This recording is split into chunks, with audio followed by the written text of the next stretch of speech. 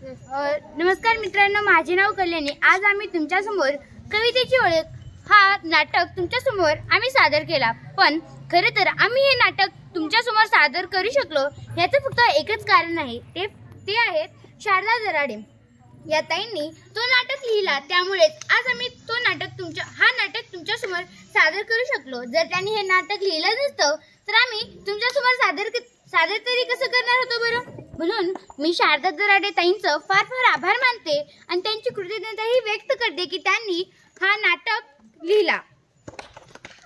आजीबाईची भूमिका करताना तुम्हाला कसं वाटलं? मी जेव्हा आजीबाईची भूमिका करत होते तेव्हा मला फार आनंद झाला आणि जेव्हा मी घेत होते तेव्हा मुली हसत पण होत्या आणि सरांनी पण माझं कौतुक केलं तेव्हा मला फार आनंद झाला। नमस्कार, माझे नाव खुशी। आमच्या पाठ्यपुस्तकातील कवितेची ओळख याची लेखिका आहे शारदा दराडे। मी शारदा दराडे ताईंचे फार फार आभार मानते की जर ती ताई जर या पाठाला जर नाही लिहिले असतं तर आम्ही इथे आज नाटक करू शकलो नसतो आणि जेव्हा आम्ही या नाटकामध्ये उतरलो तेव्हा आम्हाला फार आनंद झाला। मी पहिल्यांदाच मुलाची भूमिका म्हणजे वडिलांची केली होती तेव्हा मला फार छान वाटत होतं आणि मला कळाले की आपले आईवडील कसं बोलतात आणि मी जेव्हा माझ्या वडिलांचे निरीक्षण केले होते माझ्या वडिलांचं बघून मी केले। नमस्कार, मी शीतल।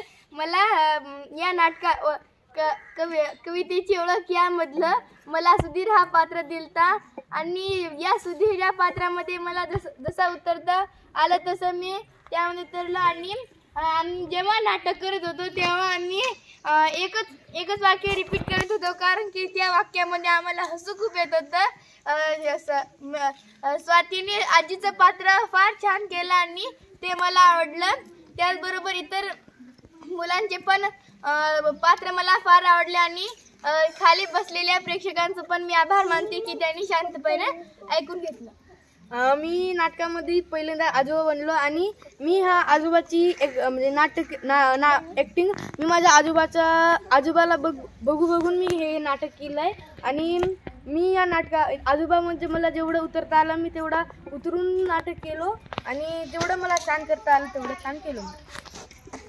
म्हणे रागाचा सोड आहे का, कामाचं काय मी घेतलाय का, शिवणकाम शिकलीस पण बघ कला चुकलीस।